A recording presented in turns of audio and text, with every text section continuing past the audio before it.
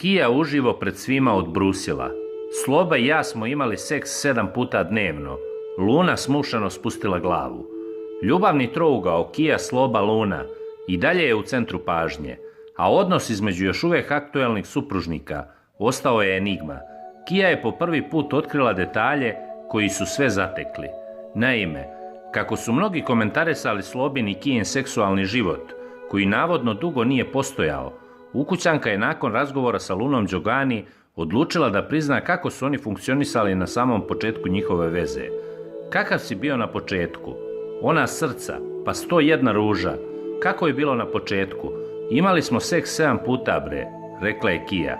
Kockareva je itekako svesna situacije u kojoj se nalazi, ali ne može da prežali to što njih dvoje nisu postali učesnici od samog početka, jer smatra da se sve ovo nikada ne bi desilo. Da se nije desilo ovde, desilo bi se negde drugde. Desilo bi se kad tad, a onda sam počela da razmišljam. Nisam želela ni da pomislim na to.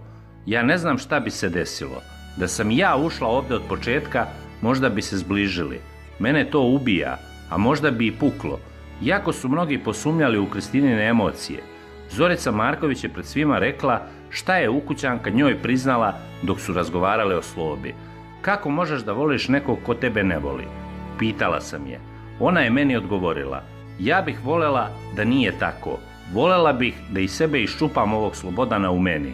Ispričala je Zorica.